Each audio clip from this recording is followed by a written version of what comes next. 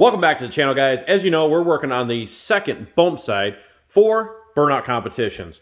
Let's get to episode 2 of this build and get started.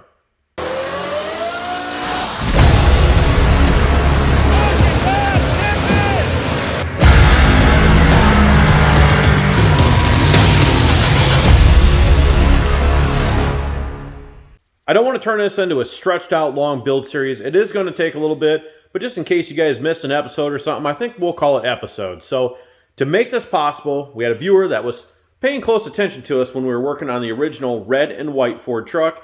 And long story short, he sent us a package, and let's go ahead and open it up. So to save the time of unboxing this thing, went ahead and got everything ready to go. And I want to say a huge thank you to the viewer, Daniel, for hooking us up with this. This is, like I said, a huge part of making this possible. It's the main component to making an engine run with an EFI setup. So right here we have a Holley digital dash, and to go with it, the main component, which is the Holley Terminator X. He was also kind enough to send us a wiring harness down here. I cannot say thank you enough for making this happen. This is the major thing. Like I said, there's plenty of other major things to making this happen, but obviously if the motor can't run, we can't put down rubber on the pad out there. So that will help us out. Now we need to get to getting this thing so we can get a motor put in it. And what that means is, if you watched the last episode, we were able to get the entire front clip off of here. And now we're ready to take the bumper off and go ahead and get the plasma torch down. We need to get all this stuff cut off. First, let's get it lifted on the hoist and off the wheel dollies. All this, A-arms, cross member, steering box, everything cut out of there. If anybody has a set of the box pieces that go on the frame up here for a Crown Vic setup to work, please let me know, message me. I did order a set from Outcast Auto Works, but I believe they're 4 weeks out. Maybe they'll get them sooner, but that's kind of going to be a hold up here. And, you know, I'm going to have some time off for the holidays and stuff, and I'd really like to get this thing wrapped up and get a lot of the work done here, so that way I can keep the content rolling for you guys, work on that rear end setup, get all this stuff going, and, you know, maybe by the first of the year we can have this thing back on the ground and rolling again. That would be ideal. I'd love to blast the frame, maybe paint it. I'm not sure if that's going to be possible. Like I said, I just want to keep this project rolling along, get it running. Sooner we do that, the sooner we can hit the events and then get on Goliath, which is on the other side of the shop. Enough talking, let's get it lifted up. Let's start getting this stuff cut off of this thing, get some work done on this thing so we can keep moving forward.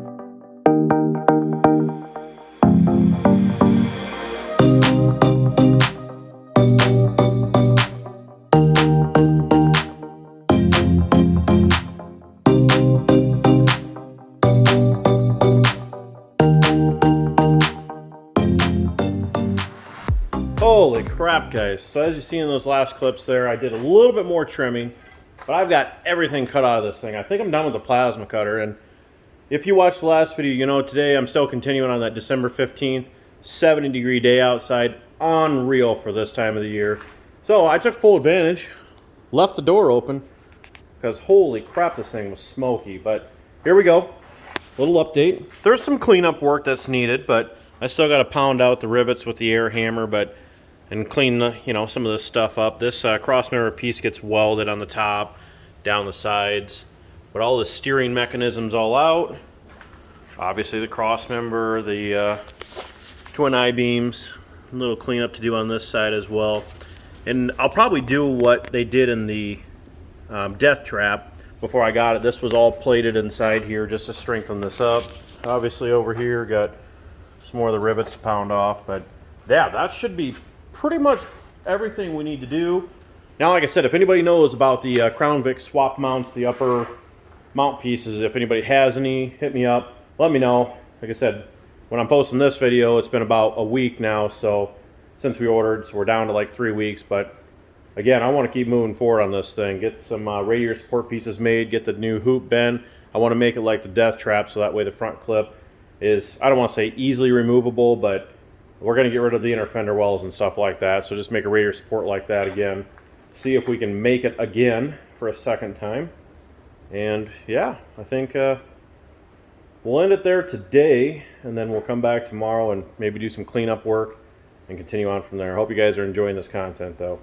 Not that you're seeing anything because it's time lapse or skipping through it. Nobody's out here to help me record, but we're gonna get there sooner rather than later, guys. Happy Friday to you guys. We are currently, Nate and I are headed to go pick up that Crown Vic front end. Also going to pick up a transmission for my daughter's car. She turned 14 here, and we got a Mazda 4 that's been sitting in the shop in the background. You guys might have seen it. So we're going to pick up that transmission. We'll try and get that in sometime this winter as well. That way it can be out of the shop and have more space in there for other junk. I don't know. You know, we always pick up something randomly. So I went to my daughter's class this morning. We made a gingerbread house. Nate went with me, so we did that. I'll put a picture in there and had a good time there. So now we're headed to pick up these parts, and then we'll catch you guys when we're there. I'll show you this front end, and then we'll get the transmission and head back to the shop. Nate and I made it back with the front end and the transmission. I'll give you a look at those here. I'm not 100% certain what year this is, but obviously 03 to 11 or whatever, Crown Vic front end. Looks like it's in decent shape anyways. We'll probably do something different with calipers and rotors anyways. And then also the transmission for the Mazda 3 for my daughters. We'll get to that at some point.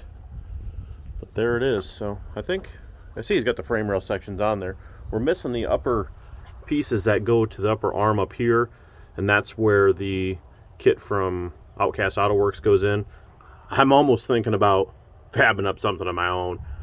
Honestly, I mean, got the knowledge. Or maybe I don't, but pretty good at being handyman. So I think I just don't want to wait that other 3 weeks we got. Unless somebody hits me up after this video, says they have something, I think we'll try and make something work. So I've got some materials laying around. But let's go ahead and step inside and check out the rest of the framework.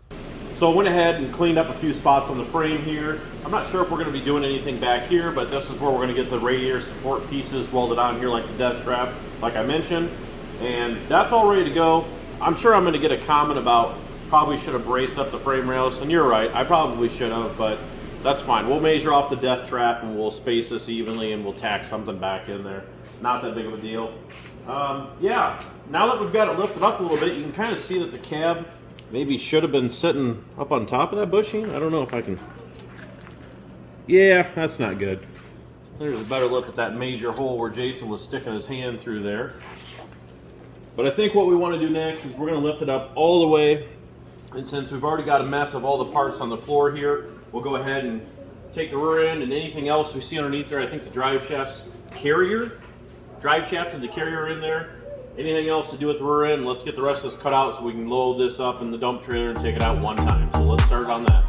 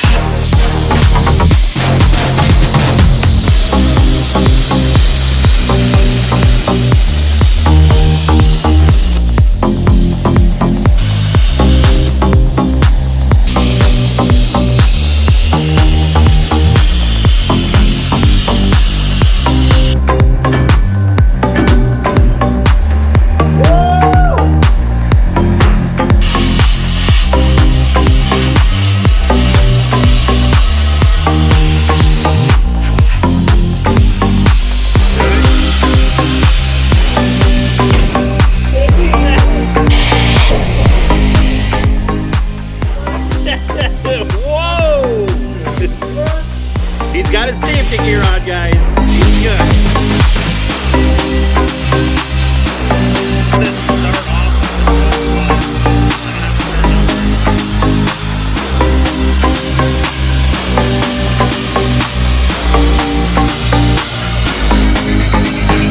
Should be out of there.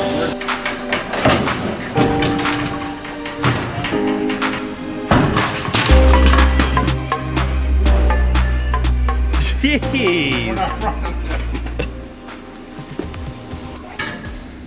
Yeah, I forgot my safety glasses. We just got done telling him you were doing safety first. Okay, so that's leaf spring perches, or whatever you want to call them. And yeah, I think we just want to cut off, cut that. Might as well do this bump stop as well. And the rear leaf spring pad thing. We'll cut off the shock mounts here, both driver and passenger side. Some miscellaneous stuff like this brake line fitting. And yeah, same thing on the other side. Oh yeah, we'll also have to remove that bar because we're going to put the fuel tank. We'll use that same tank over there underneath the twin turbo truck. Do we want it there if we get a fire? Fire? We never have fires. We'll be safe, guys. So This won't have enough power anyways.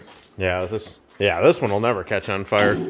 Everybody worried about that. Yeah, it's not going to have enough power. So okay, well, next, air hammer these out. Make sure they go through. We'll cut the rest of the stuff off, and then we'll probably wrap it there.